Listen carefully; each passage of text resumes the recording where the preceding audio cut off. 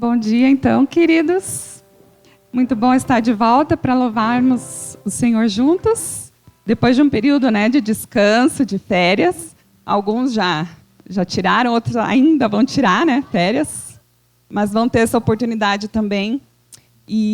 Mas é um momento oportuno para a gente fazer uma reflexão da nossa vida, repensar atitudes, do ano passado. E então buscar a direção de Deus para esse novo ano. Principalmente buscarmos ainda mais estarmos em comunhão com Ele. Buscar alinhar as nossas vidas com o reino dEle. E agora nós vamos cantar então canções que não são só palavras. É um momento de derramar os nossos corações na presença de Deus. É um momento de cada um de nós. Sozinhos, nós, eu e Deus, cada um de vocês, você e Deus.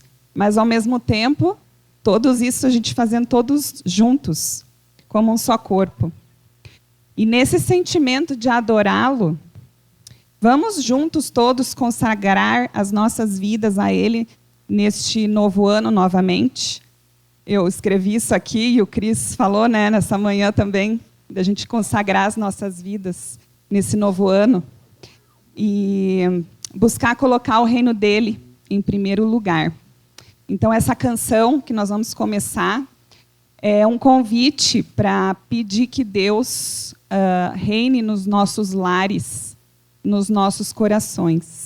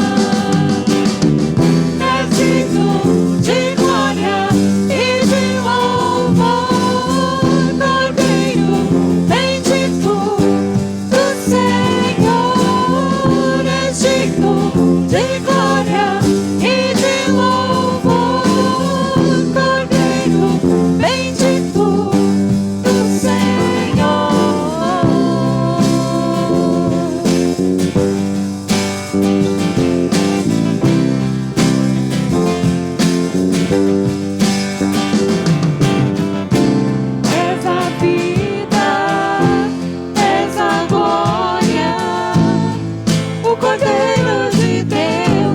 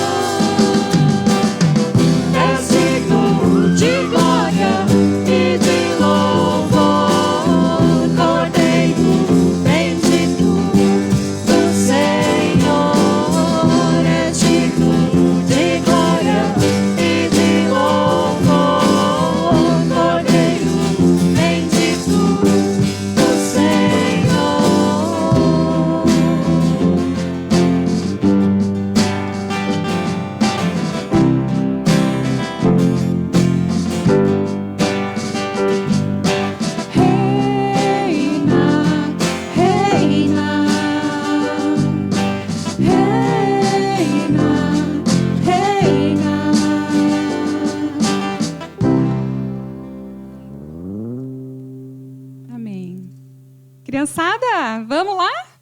Vamos fazer os gestinhos? Para todo mundo aprender, né?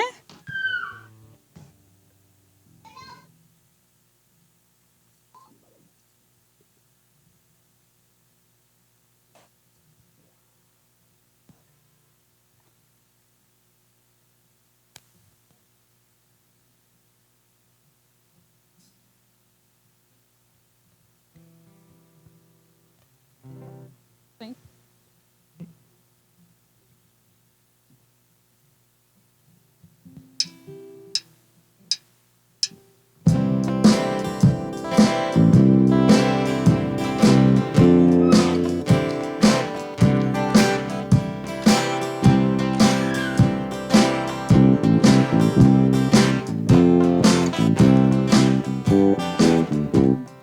Deus é bom pra mim, Deus é bom pra mim.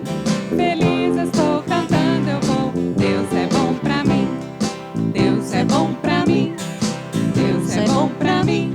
Feliz estou cantando, eu vou. Deus é bom pra mim. Meu Deus é bom pra mim, comigo vai. Tão forte brilha o sol e a chuva cai. Amor tão grande assim, só Cristo tem por mim. Direi até o fim, meu Deus é bom pra mim, meu Deus é bom pra mim.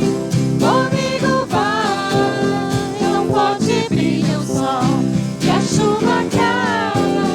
Amor tão grande assim, só Cristo tem por mim. Direi até o fim, meu Deus é bom pra mim.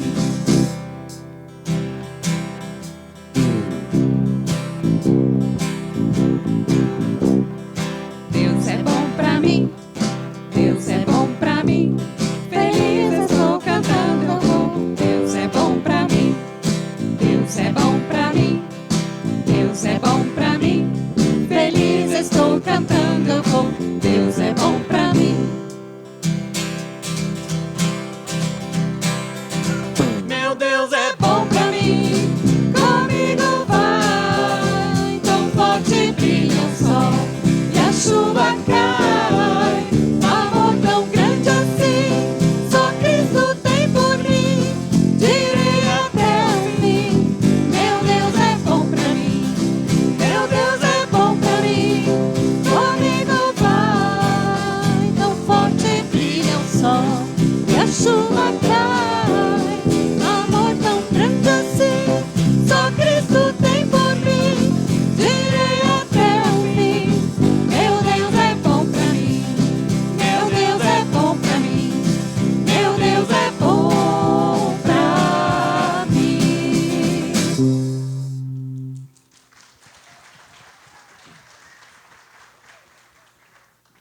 Então, já que a gente cantou que meu Deus é bom pra mim, vamos cantar a próxima canção, que é Eu Te Agradeço. Vamos agradecer a Deus pela bondade eterna.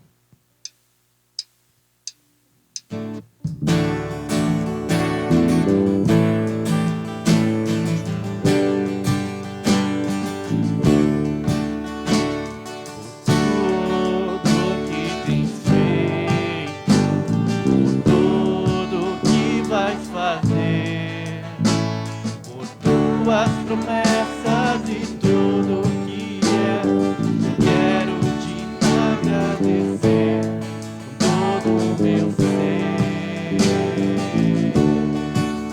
Te agradeço, meu ser. Te agradeço, meu Senhor. Te agradeço, meu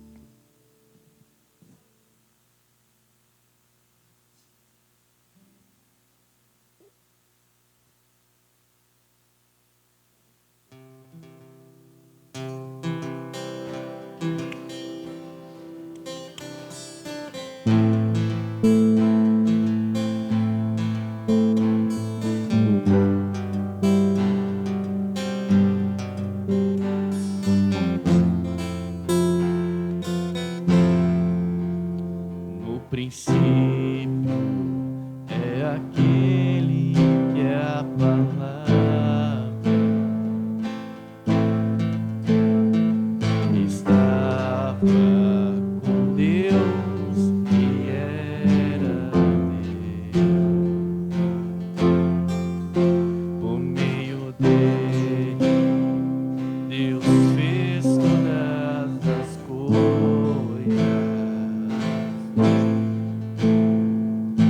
Nada existiria se não fosse por ele. Ele é a luz que brilha na escuridão, e as trevas não podem o deter. A plenitude de toda a criação, palavra eterna que se encarnou.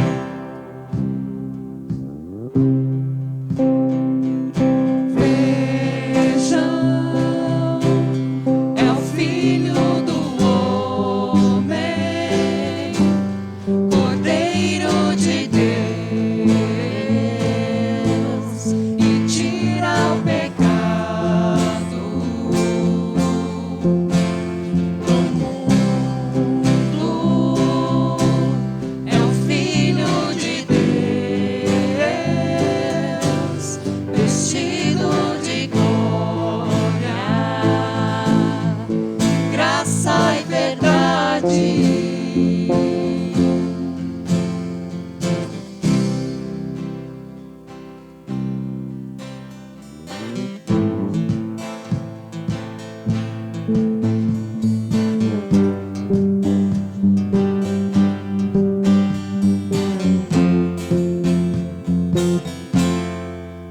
Ele é a luz que brilha na escuridão,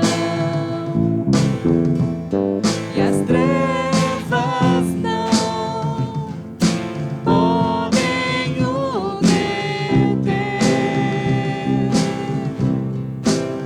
A plenitude de toda a criação, palavra eterna que se encarnou. Vejam, é o Filho do Homem, Cordeiro de Deus, e tira o pecado do mundo.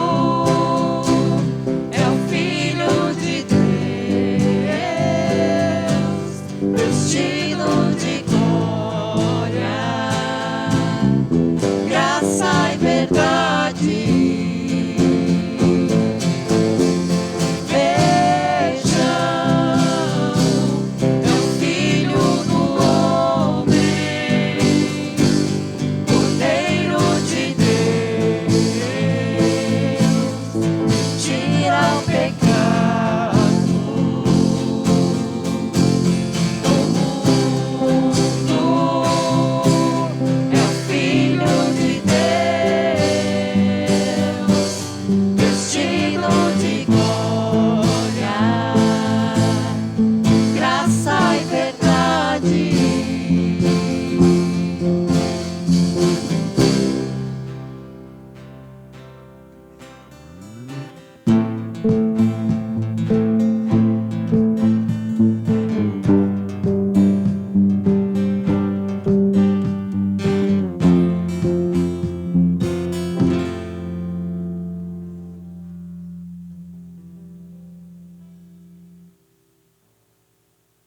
Clama ao Deus Altíssimo, a Deus que para comigo cumpre o seu propósito.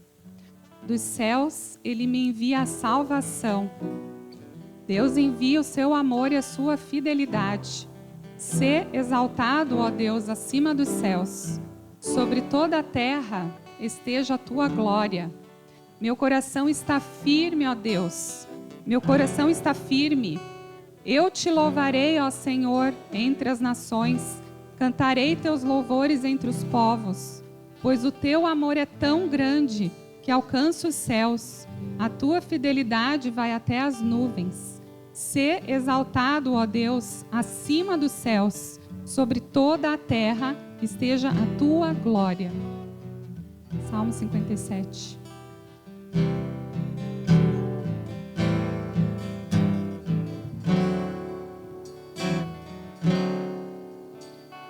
Quão formoso és, Rei do universo, tua glória enche a terra e enche o céu. Glória enche a terra, tua glória enche o céu, tua glória enche minha vida, Senhor. Quão formoso és, Rei do universo, tua glória enche a terra e enche os céus. Tua glória enche a terra, tua glória enche os céus, tua glória enche minha vida, Senhor. Maravilhoso é estar em tua presença. Maravilhoso é poder te adorar. Maravilhoso é tocar em tuas vestes. Maravilhoso é te contemplar, Senhor. Maravilhoso é estar em tua presença. Maravilhoso é poder te adorar. Maravilhoso é tocar em tuas vestes. Maravilhoso é te contemplar, Senhor. Maravilhoso é te contemplar, Senhor. Maravilhoso é te contemplar, Senhor. Obrigada, Senhor. Queremos te louvar e engrandecer o teu santo nome mais uma vez, ó Pai. Louvamos a ti, Senhor. Seja exaltado o teu santo nome, Pai. Tua glória enche a terra e as nossas vidas. Muito obrigada, Senhor. Queremos te pedir mais uma vez que o Senhor abençoe a palavra que vai ser falada nesta manhã. Queremos ouvir a tua voz. Fale conosco. Transforma as nossas vidas, ó Pai, para a honra e glória do teu nome. Que possamos te louvar, Senhor, com as nossas vidas, Pai, em nome de Jesus. Abençoa também o tempo das crianças, que elas possam também, Deus, estar ouvindo a tua palavra. Capacita os profs e obrigada pela vida deles. Abençoa, Senhor, tudo que vai acontecer ainda esta manhã. Entregamos tudo nas tuas mãos, Senhor, em nome do Senhor Jesus. Amém. Podem se sentar.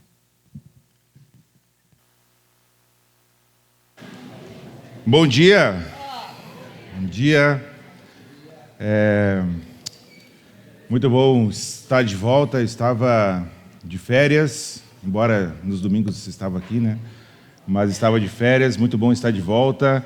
Mais velho, né? No início do mês cheguei aos 40 anos. Eu sei que não parece, mas cheguei. Parece mais, né? Então agora, por favor, quando forem falar comigo, é seu Francesco, né? Porque 40 anos, sou oficialmente um tiozão, né? Com todo respeito aos mais velhos que eu, né? Obviamente. Né? Mas cheguei lá aos 40. Também estou aceitando presentes, ainda estamos no mês do meu aniversário, né? Então fica a dica aí. Quanta bobagem, né, gente? Mas é bom estar de volta. Espero que esse primeiro mês já de janeiro tenha sido também um mês onde talvez a maioria tenha descansado, tirado alguns dias, pouquinho, os outros mais. Aqueles que não puderam ainda, vai chegar o momento, aguenta firme. E hoje nós vamos dar sequência à nossa série. Nós temos iniciamos a série no Evangelho de João. A semana passada, o Vanderlei trouxe uma palavra, quase que um parênteses, né, a respeito da parábola do semeador. E agora nós vamos então dar a sequência à nossa série. Então quero te convidar a abrir a tua Bíblia lá no Evangelho de João, no capítulo 3. E nós vamos meditar nessa manhã numa passagem muito conhecida, na qual eu já tive, inclusive, o privilégio de ensinar, quando nós fizemos a série sobre os encontros com Jesus. E o bom de revisitarmos um texto é que, às vezes, a gente percebe algumas nuances, né, que talvez na outra oportunidade não percebemos. Então, João capítulo 3, nós vamos ler dos versículos 1 até o 21, essa passagem que é bem conhecida de todos nós. Então, diz assim a palavra de Deus. Havia um fariseu chamado Nicodemos, uma autoridade entre os judeus. Ele veio a Jesus à noite e disse: Mestre, sabemos que ensinas da parte de Deus, pois ninguém pode realizar os sinais miraculosos que estás fazendo se Deus não estiver com ele. Em resposta, Jesus declarou: Digo-lhe a verdade, ninguém pode ver o reino de Deus se não nascer de novo. Perguntou Nicodemos: Como alguém pode nascer sendo velho? É claro que não pode entrar pela segunda vez no ventre de sua mãe e renascer. Respondeu Jesus: Digo-lhe a verdade, ninguém pode entrar no reino de Deus se não nascer da água e do Espírito. O que nasce da carne é carne, mas o que nasce do Espírito é Espírito. Não se surpreenda pelo fato de eu ter dito: é necessário que vocês nasçam de novo. O vento sopra onde quer, você o escuta, mas não pode dizer de onde vem nem para onde vai. Assim acontece com todos os nascidos do Espírito. Perguntou Nicodemos: Como pode ser isso? Jesus disse: Você é mestre em Israel e não entende essas coisas? Asseguro-lhe que nós falamos do que conhecemos e testemunhamos do que vimos, mas mesmo assim vocês não aceitam o nosso testemunho. Eu lhes falei de coisas terrenas e vocês não creram. Como crerão se lhes falar de coisas celestiais? Ninguém jamais subiu ao céu, a não ser aquele que veio do céu, o Filho do Homem. Da mesma forma como Moisés levantou a serpente no deserto, assim também é necessário que o Filho do Homem seja levantado, para que todo o que nele crer tenha a vida eterna. Porque Deus tanto amou o mundo que deu seu Filho unigênito, para que todo o que nele crer não pereça, mas tenha a vida eterna. Pois Deus enviou o seu Filho ao mundo, não para condenar o mundo, mas para que este fosse salvo por meio dele. Quem nele crê não é condenado, mas quem não crê já está condenado, por não crer no nome do Filho unigênito de Deus. Esse é o julgamento. A luz veio ao mundo, mas os homens amaram as trevas, e não a luz, porque as suas obras eram más. Quem pratica o mal odeia a luz, e não se aproxima da luz, temendo que suas obras sejam manifestas. Mas quem pratica a verdade vem para a luz, para que se veja claramente que as suas obras são realizadas por intermédio de Deus. Vamos orar, gente, mais uma vez? Senhor nosso Deus, muito obrigado pelo tempo que já tivemos de cantar ao Senhor. Obrigado pelo testemunho que ouvimos também, da forma como o Senhor tem cuidado da Leila. Obrigado, Senhor, porque temos agora o privilégio de estarmos diante do Senhor, da Tua palavra exposta, Pai, aqui diante de nós. E que Teu Espírito Santo, Pai, a minha oração e meu pedido é que Teu Espírito Santo nos capacite a entender, Senhor, aquilo que Tu queres falar com cada um aqui nesta manhã. Pai, abre nossa mente, tira de nós o cansaço, Pai, as preocupações com outras coisas, que estejamos focados aqui nesta manhã naquilo que será ensinado a respeito da Tua palavra. Que o Senhor faça isso frutificar em nossas vidas, Pai, de acordo com a Tua vontade. É em nome de Jesus que eu oro e que eu agradeço. Amém. Muito bem, então nós temos este relato, né, logo após Jesus purificar o templo, que foi a mensagem que o Olavo trouxe no outro domingo, né, não nesse último, no outro, a respeito da purificação do templo. E aí João ele dá uma mudada aqui, né, a respeito da forma como ele estava escrevendo. E agora nós vamos ter uma série de encontros aqui de Jesus, né, com outras pessoas, aonde Jesus vai tocar no coração e nas questões principais, né, nesses encontros que ele vai ter. Então ele tem aqui esse encontro com Nicodemos, logo adiante vai ter um encontro com a mulher samaritana, depois vai ter um encontro com o oficial gentil, o homem no tanque de Betesda e assim vai, né? E aí agora João começa a relatar então esses encontros, essas conversas que Jesus teve, e essa daqui talvez seja uma das conversas mais famosas de toda a Bíblia, esse encontro de Jesus com Nicodemos. E é interessante a gente notar que Nicodemos vai à noite falar com Jesus. O texto não nos diz o porquê, o motivo, mas Nicodemos era alguém muito conhecido entre os judeus. Era um homem que fazia parte do Sinédrio, era alguém muito importante, né? O Sinédrio era formado por 71 fariseus, né, ou mestres da lei, e eles tinham o poder de julgar. Eles não podiam sentenciar ninguém à morte, mas eles tinham o poder de julgar aquilo que acontecia, sentenciar alguém a ficar preso, detido, pagar multa, enfim. O Sinédrio só era composto das pessoas mais importantes ali daquela comunidade. E Nicodemos, pela forma como o texto no original se refere a Nicodemos, fica bem claro que ele fazia parte, então, do Sinédrio, era alguém muito conhecido. Talvez por isso, temendo a reação, né, dos seus colegas, ele foi então procurar Jesus à noite. O fato é que a Bíblia não fala o porquê, mas pelo fato de ter sido à noite, já quer dizer que ele estava meio escondido, né? Não queria que talvez ser visto ali com Jesus. E embora Nicodemos tivesse reconhecido Jesus como mestre, como vindo da parte de Deus, como a gente leu aí no texto, a sua fé era deficiente, porque Jesus vai justamente falar para ele que era necessário nascer de novo. Aquilo que Nicodemos sabia a respeito de Jesus não era suficiente para que ele pudesse ter acesso ao reino de Deus. Nós precisamos entender isso com muita clareza, porque vai falar diretamente para as nossas vidas nos dias de hoje. Porque Jesus está afirmando categoricamente que aquele que não nascer da água do Espírito não pode entrar no reino de Deus. Eu não sei quanto a vocês, mas eu quero entrar no reino de Deus.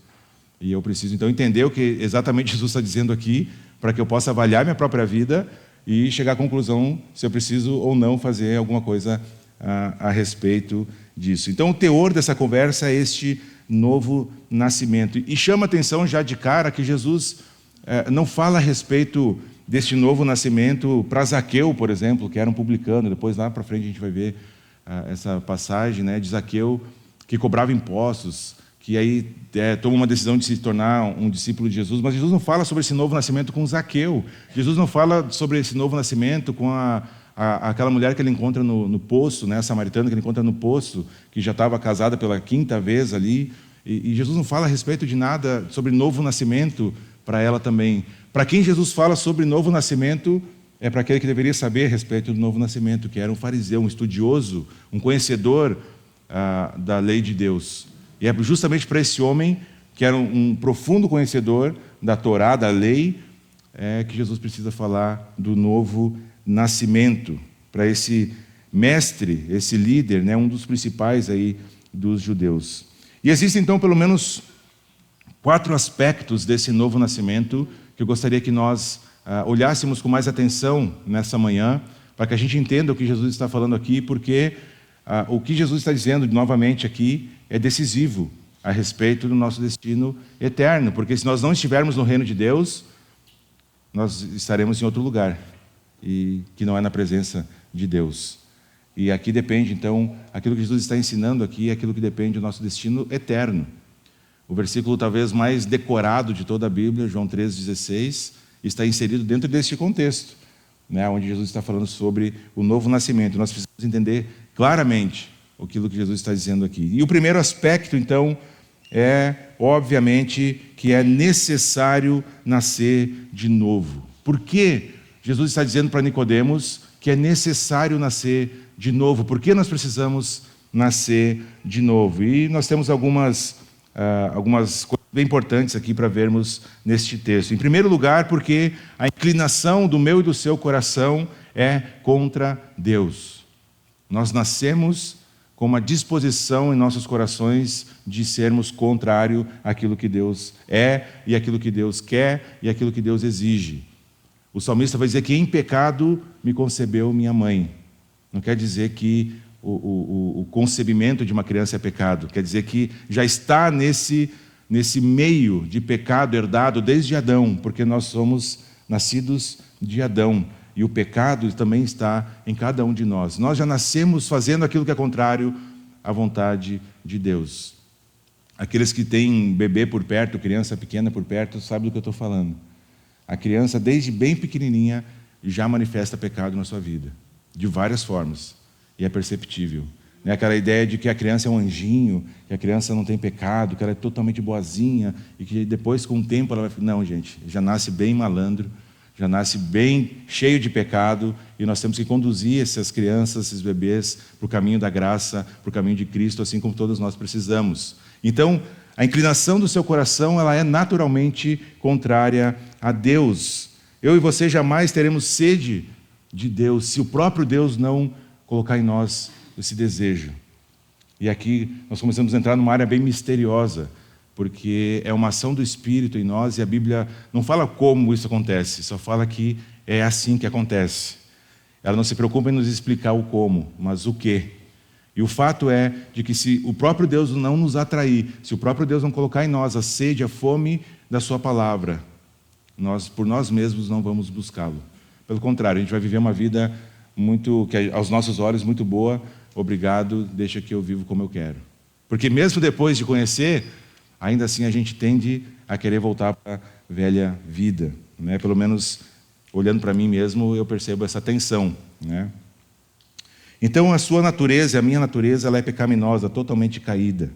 E da mesma forma que o ser humano jamais é o autor da sua própria existência, nós não temos como gerar vida, não temos como fazer vida, não podemos gerar vida em nós mesmos, não podemos criar uma nova vida. Também nenhum ser humano pode dar vida à sua própria alma.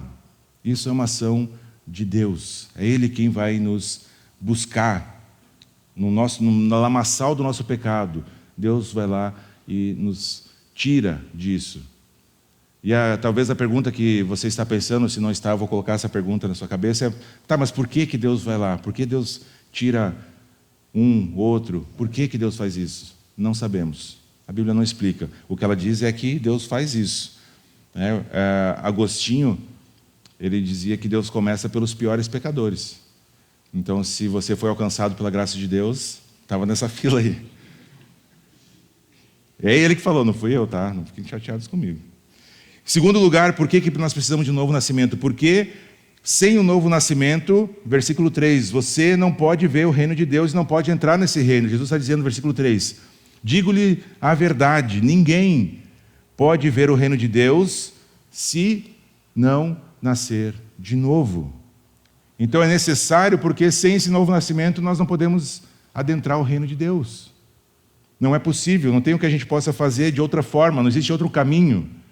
O único caminho é Cristo, e o único caminho é o novo nascimento. E a não ser que Deus mude, então, as disposições profundamente dos nossos corações, que transforme o nosso coração de pedra em um coração de carne, quebrado, quebrantado, a não ser que a gente receba o toque regenerador do Espírito Santo, nós não podemos entrar no reino de Deus, nem mesmo ver o reino de Deus. Mesmo para Nicodemos, que era um homem conhecedor da lei, um homem importante,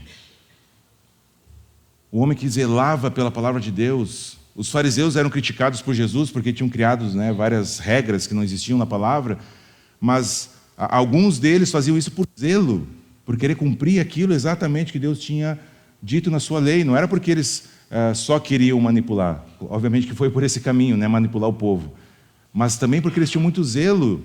E Nicodemos era alguém que tinha importância, porque era um mestre, era um rabi.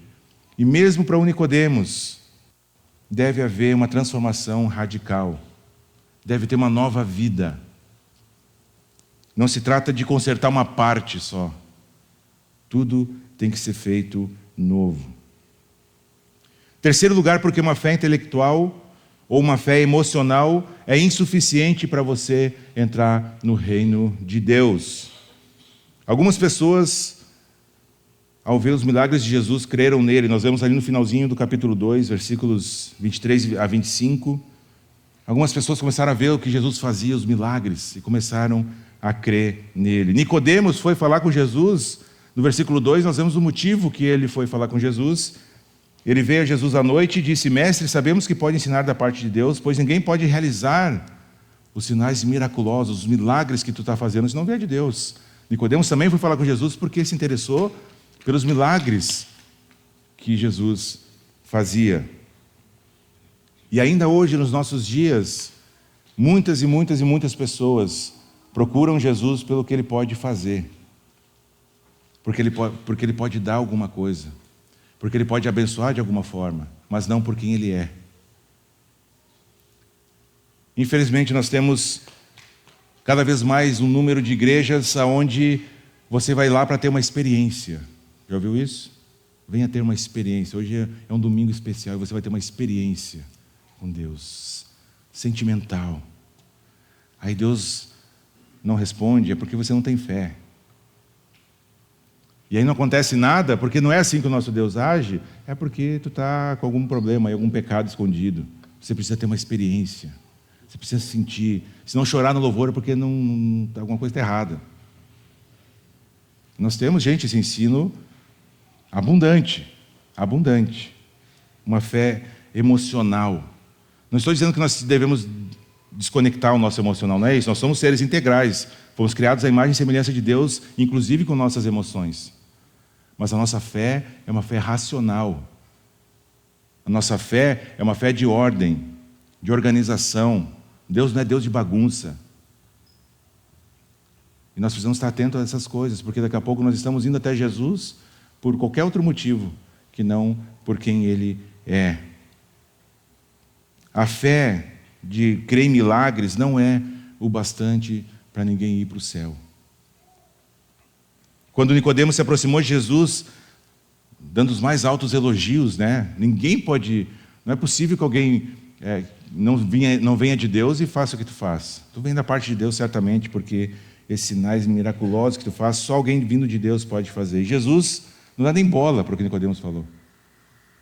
Jesus desvia o assunto já para a necessidade urgente do coração e da vida de Nicodemos, que é nascer de novo. Olha só o versículo, o corte, né, que Jesus dá em Nicodemos. Ele fala dos milagres em resposta ao que Jesus diz. Muito obrigado, Nicodemos. Realmente, eu venho da parte de Deus. Esses milagres ninguém mais pode fazer se não vir da parte de Deus. Muito obrigado pelos seus elogios, né? É isso que Jesus está dizendo aí. Na minha Bíblia, não. Na minha Bíblia diz assim, Jesus declarou: digo-lhe a verdade, ninguém pode ver o reino de Deus se não nascer de novo. Não vem me bajular, Nicodemos. Não adianta. Não tem atalho.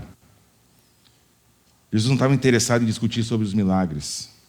Ele foi direto ao ponto, mostrando a Nicodemos a necessidade que ele tinha de nascer de novo. Em quarto lugar, porque o novo nascimento é uma ordem expressa de Jesus. Ele fala aí no versículo 13 e no versículo 7 ele responde: não se surpreenda pelo fato de eu ter dito, é necessário, agora no plural, que vocês nasçam de novo. Lá no céu, ninguém vai entrar por ser da Aliança Bíblica, da Igreja Presbiteriana, da Igreja Batista, da Assembleia de Deus e assim por diante. Lá no céu só vai entrar aqueles que, como Jesus está dizendo aqui, nasceram de novo. Um teólogo comentarista bem conhecido, F.F. Bruce, ele diz que pelo nascimento natural as pessoas se tornam membros de uma família terrena. Para que elas se tornem membros da família de Deus, para receberem a natureza espiritual, que é o único meio de ser admitido no reino de Deus, faz-se necessário um nascimento do alto, espiritual. Algumas aplicações práticas para nós aqui. Quem não nasceu de novo não vai se deleitar nas coisas de Deus. Simples assim. Porque em 1 Coríntios nós vamos ver que Paulo vai dizer que a sabedoria de Deus é loucura para o homem. Se o Espírito Santo não está em nós, não está nos capacitando, as coisas de Deus vão ser chatas, vão ser pesadas, vão ser difíceis. Mesmo com o Espírito Santo agindo em nós já temos dificuldades. Imagina sem. O que dá prazer para quem não nasceu de novo não são as coisas de Deus. São as coisas que o mundo oferece. E a lista é bem grande. É ali que está a felicidade, a alegria, o prazer de viver para quem não nasceu de novo. O que enche a alma de entusiasmo não são aquilo que o banquete espiritual que Deus pode oferecer, mas são as coisas que esse mundo oferece. Sem o novo nascimento, o ser humano ama o mundo e as coisas que há no mundo. Sem o novo nascimento, o ser humano se conforma com o mundo e vive segundo o curso natural deste mundo caído. E a pergunta é: você se deleita, você tem se deleitado nas coisas de Deus? Ou para você é um peso toda vez que você tem que vir aqui na celebração? É um peso quando você tem que fazer alguma coisa, algum serviço ministerial? É um peso quando você precisa, a sua consciência pesa, que faz já 15, 20 dias que você não abriu sua Bíblia sozinho em casa e teve um tempo de oração e de leitura, e é um saco, é difícil. Eu não gosto disso. Avalie bem o seu coração. De vez em quando é normal, a gente está cansado, o ministério vai exigir sacrifício, às vezes vai ser mecânico, eu tenho que abrir minha Bíblia lá, mesmo sem vontade, e vou ter que fazer. Mas se isso é uma constância, 365 dias por ano, alguma coisa errada não está certo. A gente precisa avaliar a própria vida. O que você tem buscado? As coisas deste mundo ou aquilo que Deus tem para te dar? Aí nós temos então um segundo aspecto desse novo nascimento, que é a natureza. E a gente precisa entender o que não é um novo nascimento, porque há uma confusão a respeito disso e nós precisamos entender. Em primeiro lugar, o novo nascimento não equivale a ser bem-sucedido financeiramente. Embora haja uma pseudo-teologia por aí sendo ensinada de que Deus vai te dar 10, 15, não sei quantas vezes mais que você ajudar, isso não é uma verdade que está na palavra de Deus. Né? A verdade que está na palavra de Deus às vezes é o contrário. A gente vai sofrer um pouquinho mais, vai ser perseguido, talvez a gente vai ter que abrir mão de alguma coisa ilícita que a gente estava fazendo antes de conhecer Jesus, e assim por diante. Lá no capítulo 19, no versículo 39, nós vemos que Nicodemos era um homem muito rico, mas o dinheiro não satisfazia aquilo que ele queria. E também não era garantia de uma entrada no reino de Deus. Quando a gente morrer, o máximo que o nosso dinheiro vai poder nos dar é um funeral bonito. Mais nada. E talvez algumas desavenças com a nossa família, né, que vai ficar. Mais nada. E a gente vive correndo atrás desse maldito falso Deus. Mas não vai te ajudar em nada. Nicodemos era rico, mas não era salvo. Em segundo lugar, o novo nascimento não equivale a ter um profundo conhecimento da Bíblia. Versículo 10, Jesus disse: você é mestre em Israel. Ou seja, Jesus reconhece que Nicodemos era alguém que tinha conhecimento. Você é mestre em Israel, não entende o que eu estou te falando, tia? Era gaúcho Jesus, né? Que barbaridade. Nicodemos era um mestre em Israel. Ele era um rabi, um doutor da Bíblia, mas ele não era salvo. E veja que loucura. Eu me arrisco a dizer que os demônios, que o próprio Satanás conhece muito mais de palavra de Deus do que talvez muitos de nós aqui. Não são salvos. Há muitos ateus que conhecem muito bem a palavra de Deus e não são salvos. Um diploma em teologia não vai salvar ninguém. Saber fazer exegese de um texto, por mais correta que seja, não vai salvar ninguém se aquilo não trazer transformação. Há muitas pessoas que conhecem a verdade, mas nunca foram transformadas por essa verdade. Em Mateus 7, versículos 21 a 23, tem esse terrível versículo que me dá medo, em que as pessoas vão chegar para Jesus, e é Jesus que está falando. Naquele dia, muitos vão chegar e dizendo: olha, nós fizemos milagres, nós expulsamos demônios em teu nome, nós fizemos maravilhas em teu nome. E a resposta de Jesus é: se afastem de mim, porque eu não conheço vocês. Um conhecimento, só por conhecimento, não vai salvar ninguém. Terceiro lugar, o novo nascimento não equivale a ser uma pessoa profundamente religiosa. Voltando para o versículo 1, havia um fariseu chamado Nicodemos. Gente, se tinha alguém que pode ser chamado de religioso, é um fariseu. Pensa em alguém que cumpria tudo e mais do que a lei de Deus exigia. Alguém profundamente religioso. Era Nicodemos. Mas não era alguém salvo. Para a gente ter uma noção, um fariseu deveria jejuar 2 vezes por semana. Frequentar a sinagoga regularmente, quanto mais melhor. Dava o dízimo de tudo aquilo que ganhava. Mantinha uma vida moralmente irrepreensível. Ninguém podia falar nada a respeito de um fariseu. Alguma coisa errada que ele tinha feito. É ou não é uma pessoa que você olharia e diria: olha, esse cara aí é alguém que ama a Deus, é salvo. E o que Jesus diz para ele: cara, apesar de tudo isso, tu precisa nascer de novo. O nascimento também não equivale a ocupar um cargo de liderança na igreja. Como já falei, Nicodemos era membro do Sinédrio e não era salvo. Muitos pastores, muitos pregadores, infelizmente, não são salvos. Muitos líderes que têm influência em um grande número de pessoas não são salvos. Isso não é garantia nenhuma de salvação. O nascimento também não equivale a apenas ter as informações corretas a respeito de Jesus. Nicodemos sabia quem era Jesus, sabia que ele vinha da parte de Deus, sabia que ele era capaz de fazer milagres, mas não era salvo. Eu já falei outras vezes aqui, entre eu saber que Jesus é quem Ele é, o Senhor e Salvador, e entre Ele ser o meu Senhor e o meu Salvador, há um abismo, há uma distância muito grande.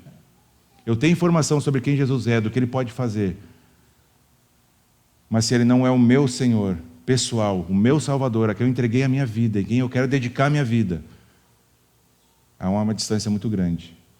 Entre eu ser diagnosticado com uma doença mortal e saber que existe um remédio que pode curar essa doença, eu sei, e tomar esse remédio, há uma diferença muito grande. E é isso que a gente precisa avaliar em nossas próprias vidas. E em sexto lugar, o novo nascimento não equivale a uma reforma moral. O que eu quero dizer com isso? Não é de fora para dentro. Não é mudar o jeito que você se veste, não é mudar o jeito que talvez você fala, deixar de fazer algumas coisinhas que você fazia. Se isso tudo não for movido por um amor profundo de obediência à palavra e a Deus, não adianta de nada. Não é uma mudança comportamental. Perceba que o que Jesus está dizendo é que nós precisamos nascer de novo. É completo, e agora a gente começa a entrar então naquilo que é um novo nascimento. É algo radicalmente novo. Todas as coisas foram feitas novas. Não é isso que Paulo vai dizer lá na frente? As coisas velhas já ficaram para trás. Jesus parece que responde uma pergunta que Nicodemos nem fez, dizendo que era necessário que ele nascesse de novo. A ideia que Jesus está falando sobre esse novo nascimento é uma ressurreição daquilo que estava morto. Esse é o novo nascimento. É passar da morte para a vida. Já viram, não sei quantos de vocês já viram aquela série The Walking Dead, sobre os zumbis, ou algum filme sobre zumbi? Nós todos éramos zumbis, espiritualmente falando, mortos que andavam, desconectados de Deus, separados de Deus. E o novo nascimento é ressuscitar espiritualmente. É agora ter vida, mas essa vida é de Deus. Agora é ter uma vida que é abundante, que transcende as coisas que eu posso ver e que eu posso fazer aqui neste mundo. Isso é o novo nascimento. É uma nova criatura. 2 Coríntios 5,17, Paulo vai dizer isso. Então é uma transformação de dentro para fora. E Jesus deixa muito claro para Nicodemos aqui que essa salvação implica numa mudança radical. Não tem como, gente, nós sermos meio cristãos, fazermos algumas coisas como cristãos. Nós podemos enganar perfeitamente os nossos líderes, as pessoas que estão ao nosso redor, nossos familiares. Nós conseguimos. Mas, gente, aquele que decide a respeito do destino eterno da sua alma, não tem como enganar. Não tem como. O novo nascimento é uma obra exclusiva de Deus, é nascer de Deus, da água e do Espírito, né? Jesus usa uma linguagem aqui lá de Ezequiel, e aí também nos remete, nos linka ao batismo, porque João Batista tinha seu ministério, né, ali de batismo na água, e o próprio João fala, eu batizo com água, é Jesus que vai batizar com o Espírito. E ele usa essa imagem, então, não nascer da água e do Espírito, uma nova vida. O batismo é exatamente essa simbologia do que aconteceu no coração, de que eu morri para a velha vida, ou que eu estava morto, e agora eu tenho vida com Cristo. O novo nascimento é uma reforma interior realizada pelo Espírito Santo. Não é frequentar um lugar, gente. Não é conhecer um pouquinho da palavra. Não é ter um jeito de andar diferente, de se vestir, de falar. É mudança profunda de coração, de caráter. E às vezes vai doer, às vezes vai sangrar, porque a gente não quer, mas o Espírito Santo vai trabalhando em nós, e nós vamos sendo transformados. O que Paulo vai dizer de glória em glória, ou de glória cada vez maior, a imagem de Jesus. E o novo nascimento, então, é uma obra livre, soberana e misteriosa do Espírito Santo, no versículo 8. O vento sopra onde quer. A gente não vê o vento, né? Jesus usa a imagem para explicar para Nicodemos. O Espírito também sopra onde quer, e em quem Ele quer. Ninguém segura o vento, ninguém pode domesticar o vento. A obra do Espírito é soberana e eficaz. A gente não pode explicar o vento, mas a gente pode sentir.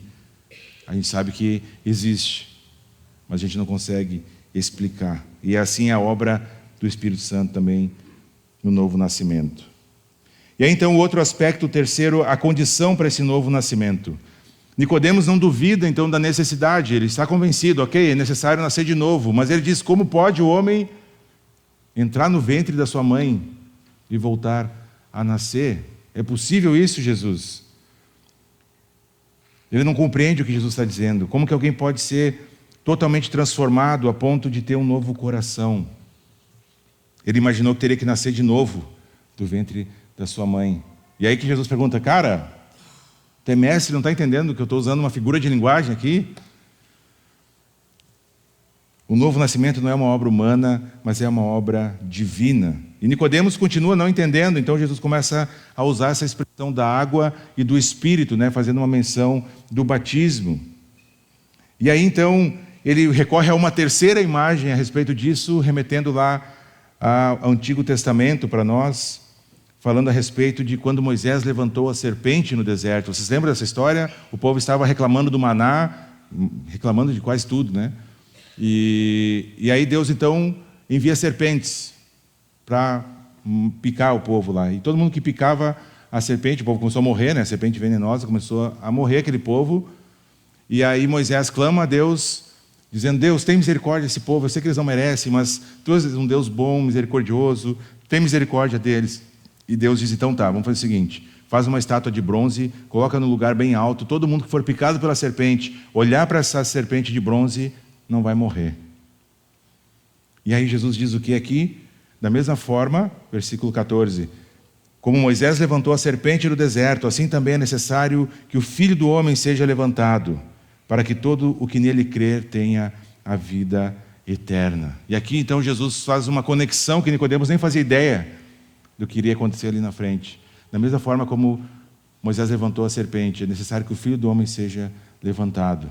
Assim como aquele povo lá de Israel era picado e estava com veneno mortífero nas suas veias, olhava para aquela serpente de bronze e era curada. Assim eu e você, que fomos contaminados com um pecado muito mais mortífero do que de qualquer serpente, que é o pecado. Ao olharmos para o Cristo, que foi levantado na cruz, que morreu e que ressuscitou, podemos ter então essa nova vida. Podemos ter a esperança de que estaremos no reino de Deus, nascidos de novo, feitos novas criaturas, porque o Filho do Homem foi levantado na cruz, em nosso lugar.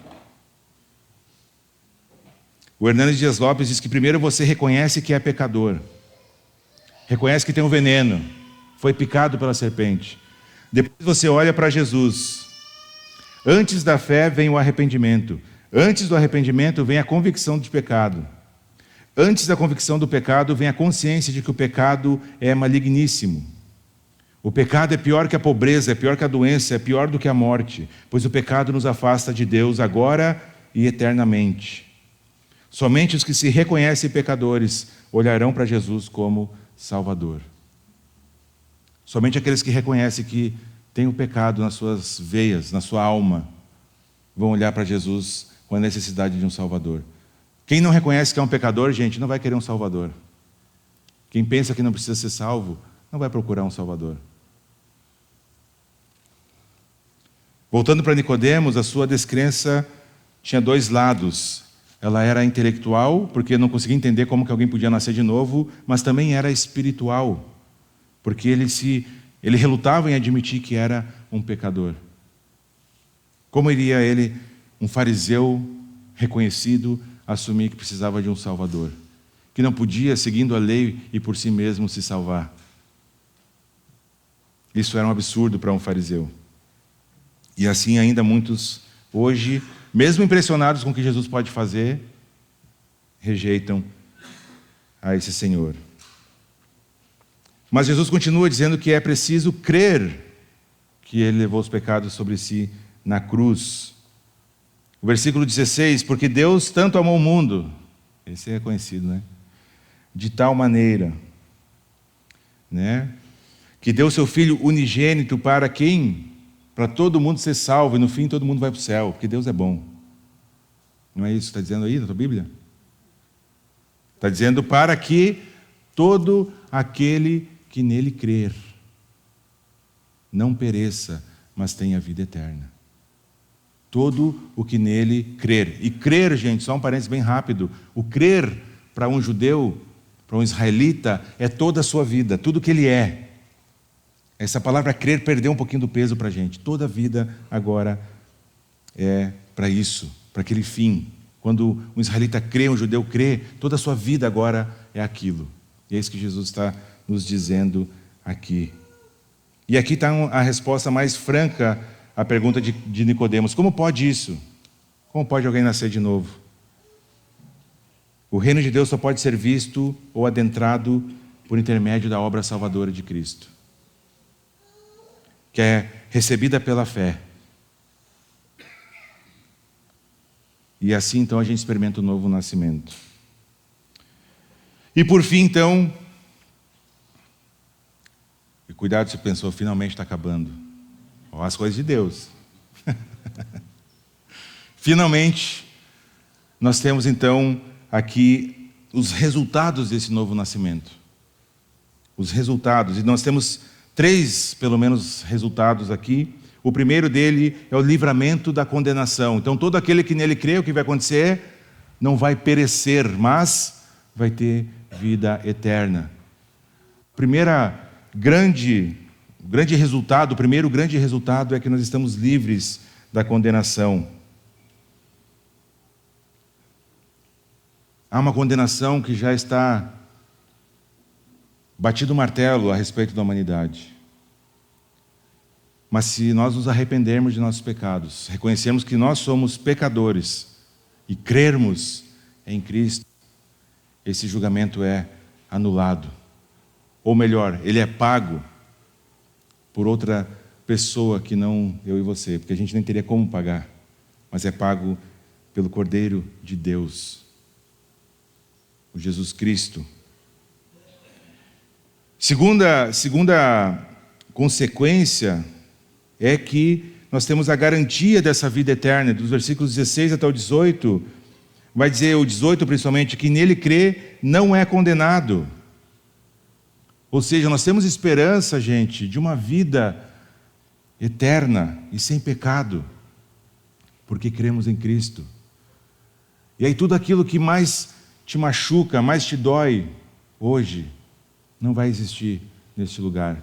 Aonde um dia nós estaremos face a face, você já parou para pensar nisso? Face a face com o próprio Senhor Jesus, aonde Ele vai enxugar de nossos olhos todas as lágrimas, aonde vamos poder rever aqueles queridos que já foram e que também criam no nome de Cristo, aonde vão poder pegar Adão e... Não, brincadeira. Nem sei se vai estar lá. Polêmica, hein? Terceiro lugar, nós temos agora então uma caminhada na luz. Gente, nós andávamos em trevas, nós éramos cegos, nós tropeçávamos, nós caíamos, e agora nós temos uma caminhada na luz, uma caminhada segura, um caminho a seguir. E embora o mundo esteja desmoronando ao nosso redor, nós temos um caminho iluminado, onde podemos andar. Às vezes vai bater aqui, vai doer ali, porque a gente vai se desviando, né? Mas Deus, na sua graça, nos disciplina e nos traz de volta, como um pai amoroso deve fazer com os seus filhos. Nós temos agora um caminho a seguir. Jesus coloca então essa decisão diante de nós, de a gente olhar para a própria vida, assim como ele falou para Nicodemos: é necessário nascer de novo.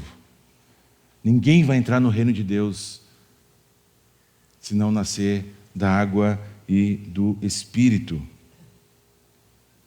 Porque se a salvação dada deliberadamente por Jesus a todo aquele que nele crê é a maior ação de graça, a maior ação de amor, a rejeição dessa salvação é a maior dos atos, é o maior dos atos dignos de punição.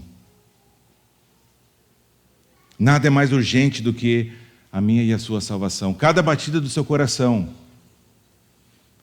é uma nova chance que você tem de avaliar a própria vida e de tomar essa decisão ou não.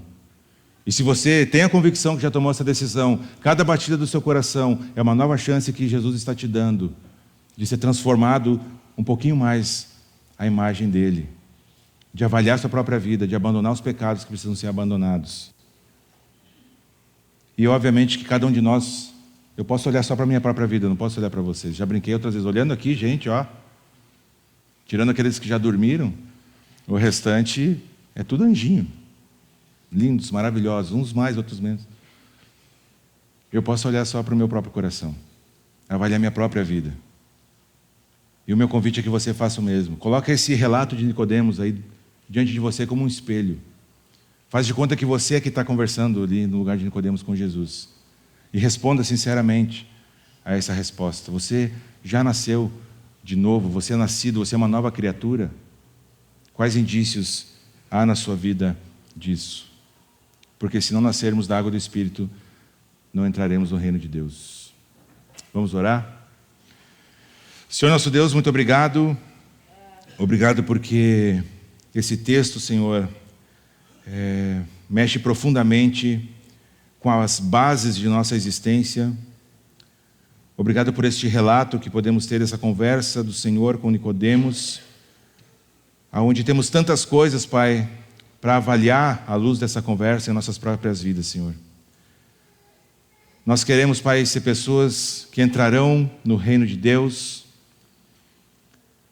Nós queremos, Pai, que nossos nomes sejam encontrados no livro da vida, Pai.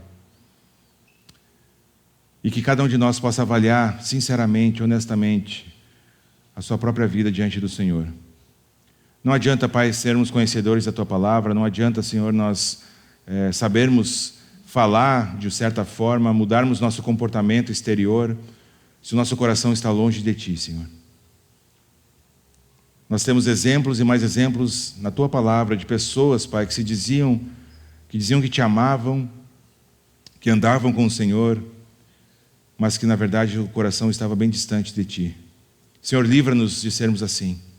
Nos livra-nos, Pai, de nós mesmos. Que Teu Espírito Santo, Pai, como vimos aqui, haja em nossas vidas, Senhor, nos confrontando com nossos pecados, nos confrontando, Pai, talvez com um convencimento de que somos salvos, quando na verdade não somos. Tem misericórdia de nós, Pai. Que cada um aqui possa realmente conversar contigo, ter um tempo a sós com o Senhor, pedindo que o Senhor sonde os corações, Pai, trazendo à mente, talvez, pecados que precisam ser deixados para trás, Pai. Talvez a entrega de uma vida ao Senhor de fato e realmente, Senhor. Nos ajuda, Senhor, nos capacita. Nós não conseguimos fazer essas coisas se Teu Espírito Santo não agir e nos capacitar. Obrigado, Jesus, pelo dia que ainda temos pela frente. Abençoa, Pai, o nosso domingo, a semana que temos também, de acordo com a Tua vontade, Senhor. É em Teu nome que eu oro e que eu agradeço. Amém. Amém. Muito bem, então, meus queridos, nós encerramos por aqui nossa celebração. Que Deus abençoe a sua vida e até domingo que vem, se Ele permitir.